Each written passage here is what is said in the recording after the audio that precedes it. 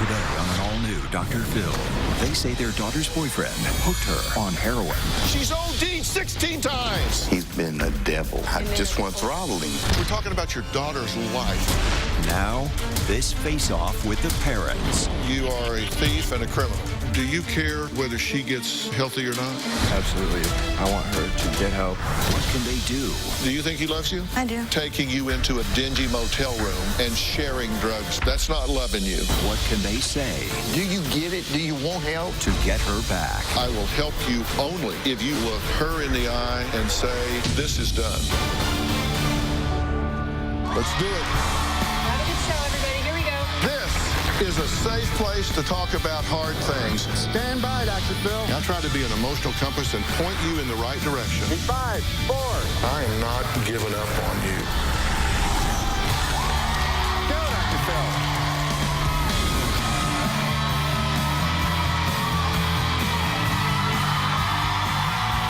How you doing? How are you? Hey, guys. How you doing?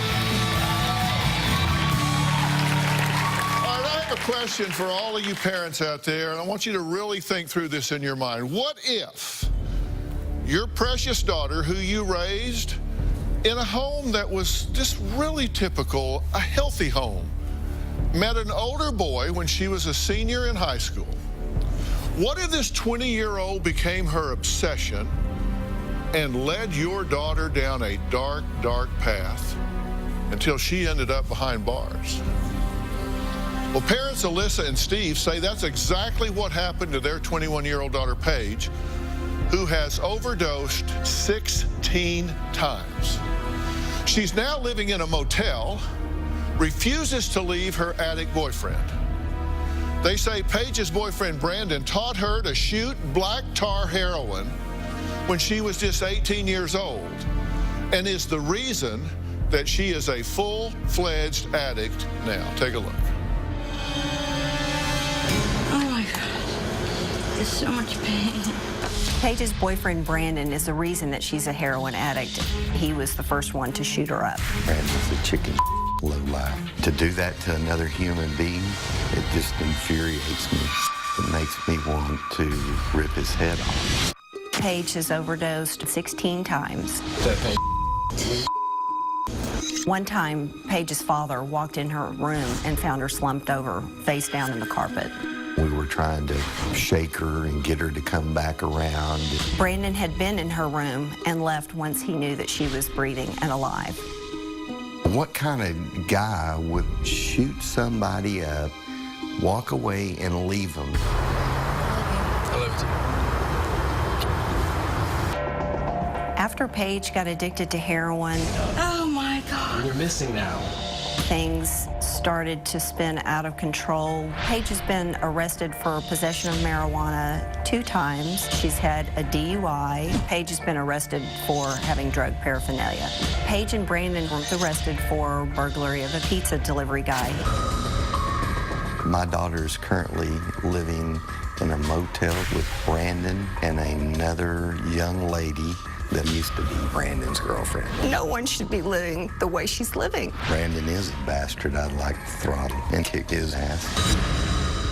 Well, Elisa and Steve say their worst nightmare has come true because no matter what they've tried to do to break these two up, their daughter Paige goes back to wasting her life away with a boy they call a con man, loser, and a bastard.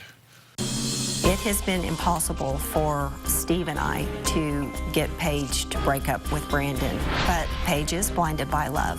He's been a devil. He's verbally abusive and has been physically abusive. He has shoved her, thrown things at her. Brandon and Paige have fought over using dope. Brandon has broken Paige's arm over a shot of heroin. That just really amps me up. I just want to choke him out. If Paige is going to be clean, it's imperative that Brandon be out of the picture once and for all. I've had you sequestered backstage because there are some things that I didn't want you to see yet that I'm going to have you see in a bit. I need to kind of qualify a few things here. How serious is this in y'all's mind? It's dire. Dire. Yeah. She's dying. It's just a matter of time you get a phone call. Yeah. The phone call. You're really at that point, because I get glimpses that you're at that spot, and then I get glimpses that you're not. And I want to know what I'm dealing with here, because we're getting ready to talk to your daughter here in a bit. In fact, we're getting ready to talk to this young man that you say is a no-good rat bastard that has got her involved in all of this stuff. Well, he's the one who shot her up for the first time. And you don't think much of him. No, not at all. How do you feel about him? Shooting your daughter up with heroin. I mean, I And then just want throttling. a couple of days later, when she's calling him not feeling well, trying to figure out what's going on, and oh, by the way, I didn't tell you, you're going to have to do this every day, or you'll be sick. Who does that? You've written me several emails, right? I have. And I have. the most recent one certainly caught my eye. Dr. Phil, I'm writing to you again, not sure if you're even reading these letters, but I can't stop looking for my daughter in the dark. I feel her situation is hopeless and dire. It doesn't seem to matter how many times that she goes to treatment or detox or sober living, the wheels continually come off. Clearly, her father and I have not done our part well enough and are in over our heads. I would do whatever it takes to help her, but I don't know how to get her to want to help herself. When I read that, I think you get it pretty much. Do you get it? Do I get it? Do I look like I get it?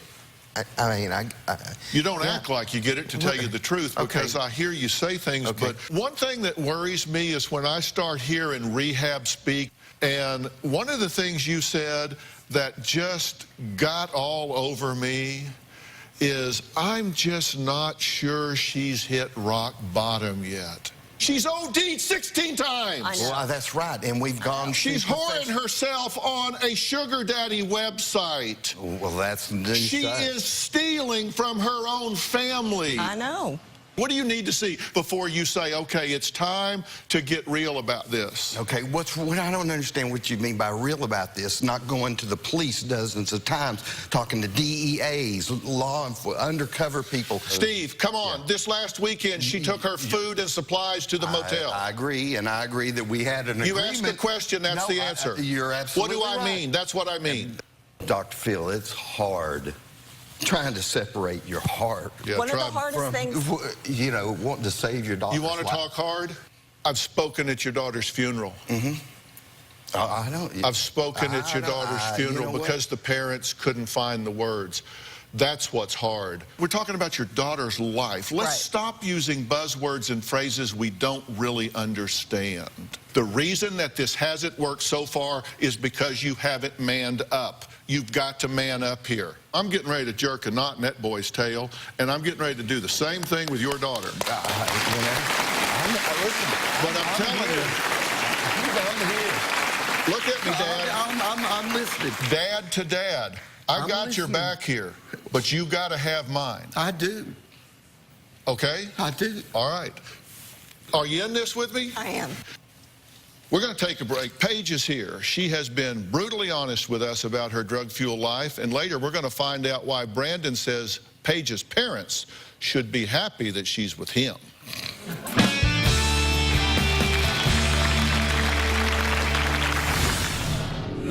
They actually let us spend the day with them. Let me warn you, this is not pretty. You ready to look at this? No. And later... You don't sound like somebody who won't tell. All these people can see it on the video. They edit out what they want to put on there. Oh, you just threw rocks at my staff, and I'm throwing the flag, girl. You got a camera on you, so fill in the blanks. Brandon and I have been together for 3.5 years. Not until I met Brandon was I introduced to black tar heroin.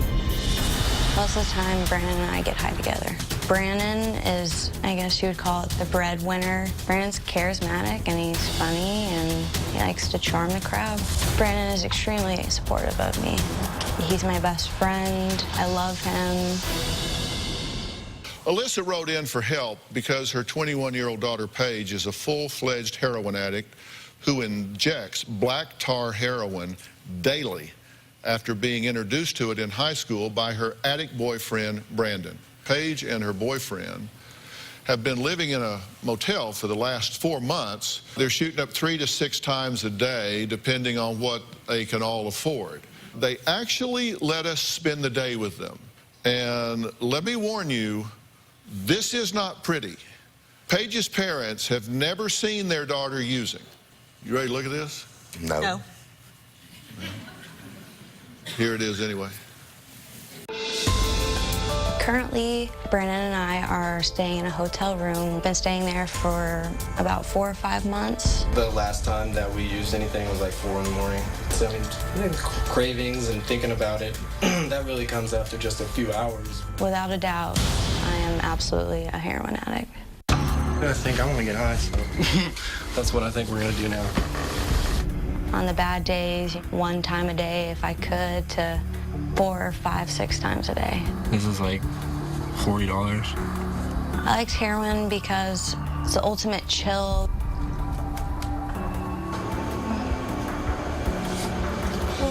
Throughout my life, I've smoked pot, taken lots of ecstasy, shrooms, Xanax. You can deal with the pain. Just do it slow. Can you just shut? Whoa. Okay, stop. Damn, I got lucky. Here, good luck. First try. Yeah, I feel ready for the day. Calmer. I just feel normal. Like about 3 weeks or a month's worth of needles. There's probably like 400, 500 needles in there. 24 hours without being able to get high looks like complete physical illness, sweating, nauseous, diarrhea, vomiting. So I instantly feel better. It's just like takes away every care in the world. Tell me your reaction to that. I'm horrified. She got in the car one time and it looked like she had mosquito bites. She'd been trying to shoot up in her face, shooting up in her neck. I just want to kick his ass is what I really want to do. What's your reaction to seeing your baby doing this? It breaks my heart because I cannot comprehend. I've never seen any of this. You know, I've never been around, you know, drugs. I've never seen heroin. At this point in our field shoot, it was only about noon, and Brandon realizes he's out of heroin. The next chunk of his day will be spent figuring out how to score more and how to pay for it. Let's look at the rest of their day. I'm gonna go sell some jewelry and make some money. Let's go. Yeah. We wake up and we don't have dope, so we're immediately calling who we can, trying to figure out if he can get a ride to go to the store to get money. It's just 14-karat gold, necklaces, charms, a little bit of sterling silver. I don't know how much I'm gonna get. I'm gonna do what I can to get money for it, so I'm gonna run in here real quick.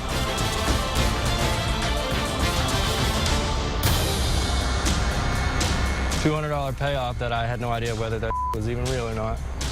So that's how that happens, and now my day just turns so positive. And we're gonna go do what we do now, so. The time and effort that we put into staying well, it can be an all-day chaotic spree. Is it the same from last night? I'm gonna get 2 G's from you, so let me spend 180. All right, bud. Okay, let's go. We just got back from scoring with the money I got from selling the jewelry I got today, and I spent $160, and that's 2 grams of black tar heroin. This might last us through the rest of the day. I mean, maybe 10, 12 more hours. Paige, it's good to meet you. I've been talking to your parents, and They have watched this day in the life video that we shot, so for the first time, they've watched you sitting in a dingy motel room trying to find a vein and get a needle up in your arm so you could shoot drugs Correct. up into it. How do you feel about that?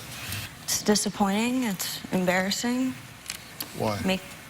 Makes me feel sad. Why? Because they're my parents and my mom's my best friend. Just, it's sad. It makes me feel sad. You guys went out and found some jewelry and sold it, right? Correct. Where'd you find it? Brandon found it. So somebody who owned jewelry, like a watch or something, that watch is now in your arm. Yeah, if he's around, you better keep an eye on your watch. That's what I hear. Has he stolen from your parents? Yes. But you're a thief too, right? I have stolen before. Yes. So you're a thief. Yes. You've got a burglary conviction Correct. and a DUI Correct. and drug convictions. You stole a pizza guy's wallet. Yes, I was there. How long since you shot up last? How many hours? Before we got on the plane yesterday, so I mean, you've had Suboxone since then, right? yeah, last night and this morning. Well, we're going to meet Paige's boyfriend, Brandon. The last time Dad saw him was 2 years ago. Brandon says he's gotten a bad rap in all of this, so we're going to find out why he says he's actually Paige's protector, not her enabler. We're going to talk about that when we come back.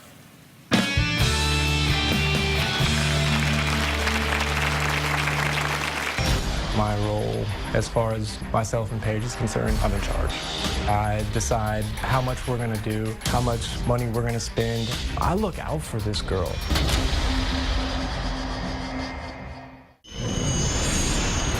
The heroin addiction has definitely affected Paige's appearance.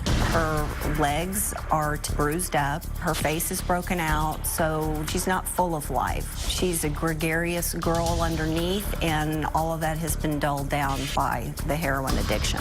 I feel so afraid to let her go because I know she'll die. Well, I'm here with Alyssa and Steve, who say they've had enough of their daughter Paige's drug-using life. They blame her boyfriend of 3 years, Brandon, for teaching Paige how to shoot up. Brandon tells a very different story. He says Paige pursued him because of his reputation with drugs and asked him for the lesson on how to shoot up.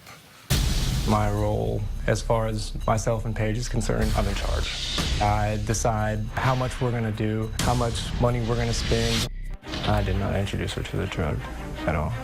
In the course of a week, to support mine and Paige's addiction, we would spend anywhere from $500 to $800. Absolutely, I'm protective of Paige.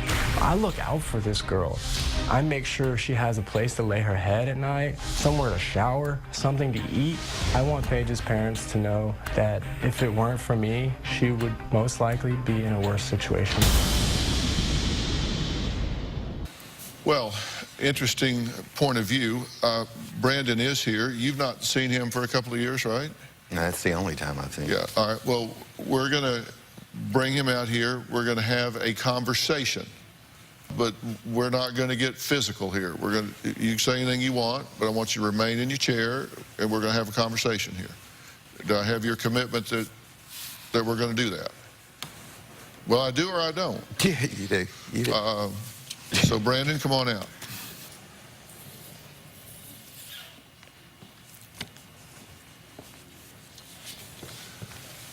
Brandon, Dr. Phil, have a seat.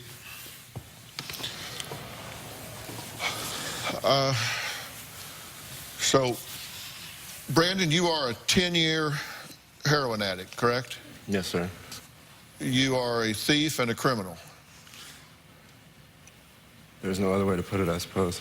You're a thief and a criminal. I understand. You steal stuff that don't belong to you, things that people work for to earn. Yes, sir. You go take what isn't yours when their back is turned, and then you go sell it to some other criminal, and then you get the money, and then you go buy drugs from another criminal, and then you use those drugs, which is another crime. So you generally would commit multiple crimes every day. Yes, sir. Okay, and you do it with these people's daughter, so they don't have much of a high opinion of you, and certainly don't see you as a protector. Absolutely not. Well, let me just ask just a base question, and this is a truth test. Yes, sir. If both of you were desperate for a fix and starting to get really sick, and there was one there, and you both needed it, you would push her out of the way to get it, would you not? Not now in this time, but I have done that before. I hear a very different story. Okay, what do you mean not at this time? But I have done it before.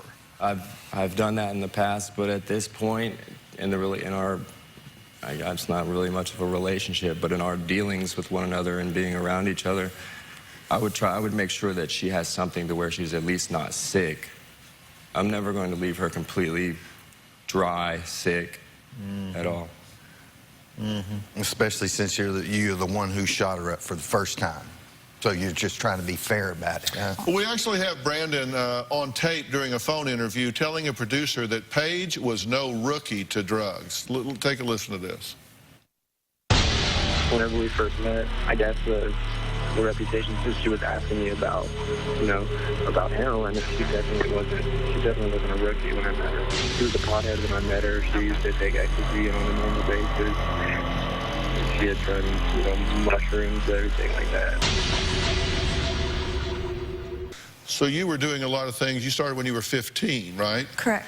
Now, are you under the illusion that he's in love with you? I do believe that. I do know that we love each other. I know that I love him. Okay. That's how I can answer that question. But you're honest to say you're not in love with her, right?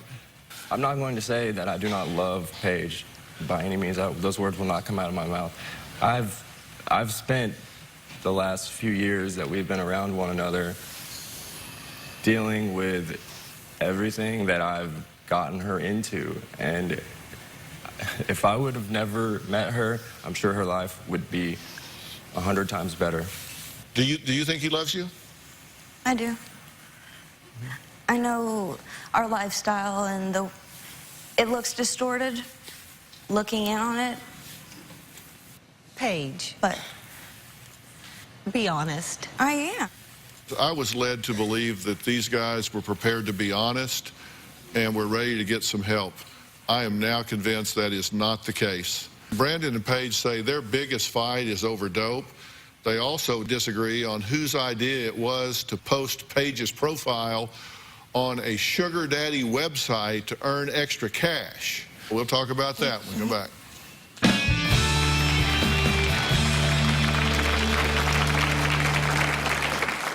Brandon gets Paige to do things she ordinarily wouldn't do in order to get money to fund her drug habit. Paige turned to a sugar daddy website. I started chatting with this older man that lived in Colorado. He ended up sending me $1,200. I was horrified. In the past, Brandon has stolen from me. He's stolen dope or money. In terms of illegal activity, nothing more serious than stealing DVDs from a grocery store.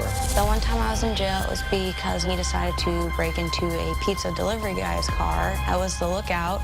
I don't break into people's homes in the middle of the night. I'm not a robber. I don't do things like that. Paige's mother told us about a sugar daddy website that her daughter used to make some extra cash. Brandon gets Paige to do things she ordinarily wouldn't do by threatening to withhold drugs from her in order to get money to fund her drug habit. Paige turned to a sugar daddy website. She came to me and she said, it's something that I could do to pull my weight. So got online, made my little profile. And in the beginning, I would say it was rather successful. We signed her up and started talking to this guy. Within the first hour of talking to him, he sent a $200 money order. I started chatting with this older man that lived in Colorado. It was nothing sexual. He ended up sending me $1,200 without ever meeting him. She told me one of the gentlemen from out of state came and took her to dinner, and then he dropped her back at the hotel room.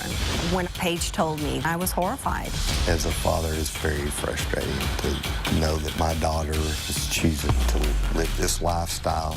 It's a parent's worst nightmare. And the thing about it is, when I watch that, it's like it's a freaking badge of honor. You know, like he said, do you get it? Do you want help? I mean, I sit there and look at you, and when I know, but you know, it's one thing when you talk to her, but then you go right back doing the same old thing. You don't sound like somebody who wants help. You know, you want to beat your chest like a gangster. How? And that's not my. How? You can see it on the does it look video. like I don't All want these help? people can see it on the video. They edit out what they want to put on there. Oh. You didn't see it all. If something was taken out that puts you selling yourself on that website in a better light, fill it in now, and I promise whatever you say right now will stay in this show. So just light it up, girl. Put in whatever was taken out that you think makes you look better. I'm not saying that, but Light it up. Get a close-up. Get a close-up. Yep. Get a close-up. This is your moment right now. You are full frame right now. Light it up, girl. Just put it in. See yourself? Right there. There you are. Whatever we took out, you put right back in right now. Fix it all right now. Floor is yours. I'm just saying, how does it look like? No. I'm proud Whoa. of what I'm saying. Don't talk to him. You're talking to me. You just said we edited that tape to make it look like we wanted to. You just threw rocks at my staff, and I'm throwing the flag, girl. You got a camera on you, so fill in the blanks. Let me tell you, we don't have to edit you. You are a train wreck rolling. We don't have to fix anything. So you fill in the blanks. What was taken out that you want in? Put it in right now. Floor is yours. He Go. said that it seems like I don't want help.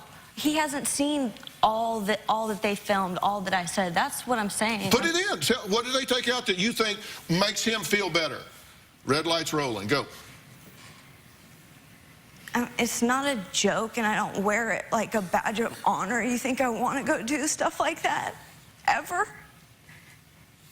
Well, you know, I really, really do. So apparently you have nothing to add. Then I guess what I said before you got all riled up was misinterpreted. Not that your staff is trying to make me look bad, but he hasn't heard it all. I'm not proud of any of that. At all. If you really want it, you tell this guy, you know, to hit the road. It may not be 100% him. You know, it's a lot of, you've got to put it back on yourself why you end up back with this thing, you know? I mean, seriously, I mean, we can only do so much, and if you're deep down inside, it's not what you want, and he's not going to give it to you because, listen, he's struggling with his own crap. You know, and we keep pulling you out and keep trying to do this and doing the best we can, and people directing us in certain directions, and you end up right back. And the part about beating your chest, you do. You do. The way you talk, the way you interact on Facebook. I don't know that girl. I don't. I'm telling you, I love you, but it's embarrassing as all get out. I lose my mind. I'm like, where did my page go? I can't stand seeing her parents feeling like this. I've never seen it up close and personal like this. Her being around me is 100% the reason why she is the way she is today.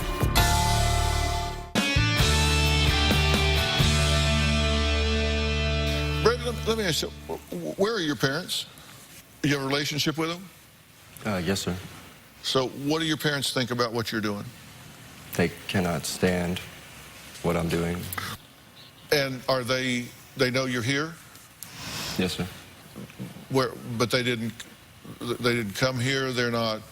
They want you to get help. Do they care Absolutely. whether you get help? If they've written you off, are they done? What? They absolutely want me to get help, but they've paid for me to go to treatment over 4 times now. And you just blow it off, yeah?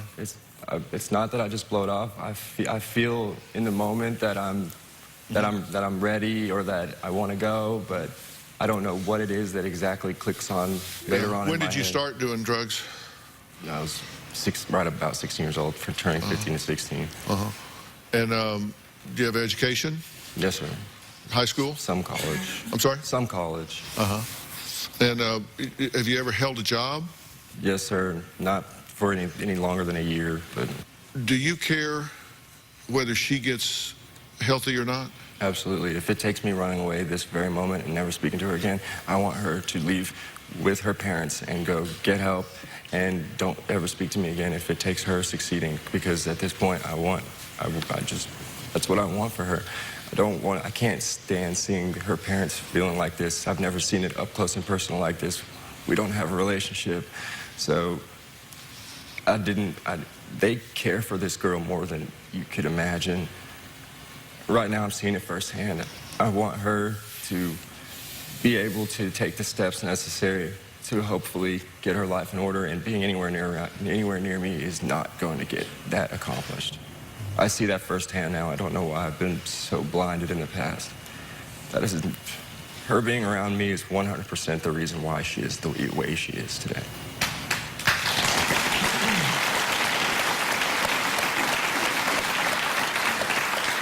And you get that if she leaves here and continues to be in any kind of contact with you, that her chance of getting clean and sober is 0, and your chance of getting clean and sober is 0. You realize 2 addicts running together, that's not additive, that's multiplicative. I mean, it's, absolutely. You know, it just gets worse and worse and worse. You play off each other, you trigger each other. Exactly.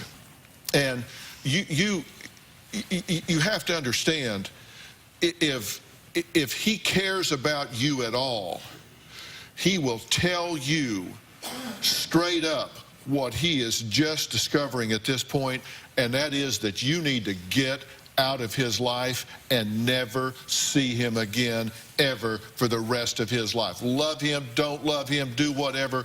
You cannot see him and live. It is just that simple.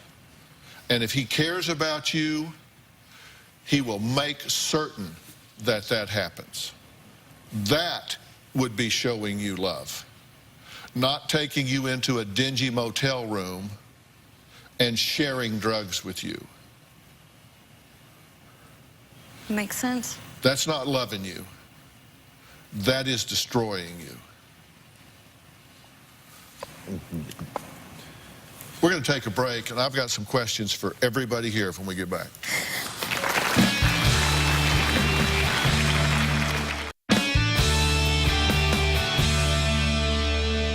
Here's the deal. This little Bonnie and Clyde act needs to be busted up. I absolutely, unequivocally will not help you as a couple. I understand. I will help you. I will help you only if you are willing to look me in the eye and her in the eye and say, I'm done. This is done. Okay. I'm done. This is done. I have to save myself, and so do you. You stand up right here. You stand up right here. I want you to look her in the eye. And I want you to look him in the eye and don't look away. And I want you to take this moment, because I want you to realize, in my world, you're not ever going to see him again. Ever. And I want you to look her in the eye and say, he's telling you the truth. From my heart, I'm telling you, I'm done. We are breaking up. We are done. I am making a choice to save myself and saying goodbye to you. We're finished. This is not for these cameras. This is not for your parents or these people. This can't go on. You have a life to live, and I'm not going to be a part of it because it won't be successful. Just say, I am sorry for the role I have played in your life. 100%, I apologize for the role, and I am so sorry from the bottom of my heart for the person that I have become in your life. Someone that is supposed to be, from the standpoint of love, somebody who's supposed to be a caregiver, a protector, like your mom said.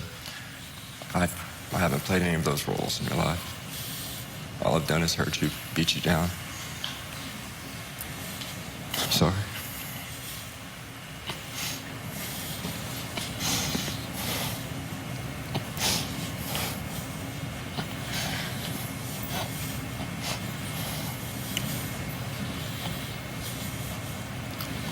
I told you this is probably how it was going to have to be.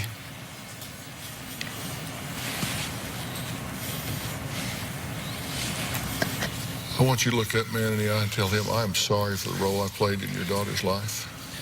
I'm sorry for the role I played in Paige's life. I never wanted any of this to be anywhere the way it is today. I apologize for what I've done to you, to your wife, and your daughter, and any impact I've played in your son's life. Tell them you will never see me again. You will never, ever have to see me again. At this day forward, you will never have to see me ever again. Hopefully you'll never even have to hear my name uttered from her mouth. I can give you my word on that. I'm going to get you some serious help. Just walk right down that runway right there.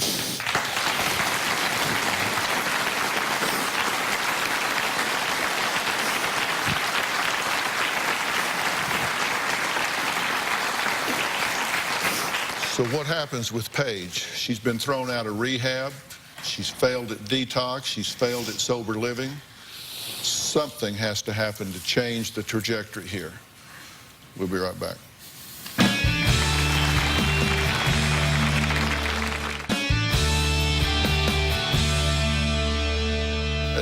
There is a place in South Padre Island called Hannah's House, and it's an exclusive facility that maintains an entirely female staff of addiction professionals. And Robert Park is here. He's the Executive Vice President and Executive Director of Origins Behavioral Health Care. And Robert, thank you for being here, by the way. Be here. I think what has to happen here is she needs to go into this multi-dimensional program. I don't know how long she's going to be there because these folks work to criteria. And then she's going to transition into a second phase and then a third phase to the point that she gets to be a fully functioning person occupationally, educationally, and they're going different places and they're not going to know where each other is. You couldn't find a boy if you wanted to, and don't try. How do you feel about that? Thank you so much for this opportunity. I really appreciate it. You're going to do this, right? Yes. Because let me tell you, it's a lot nicer than the life you're living now. Yeah. Your mother wrote very eloquently, my daughter is lost in the dark. And she's never stopped coming for you. And you have been found. And Robert Park and his staff are going to take you from here to there. And I want you to lean into this. Fair enough? Deal? Deal. Deal?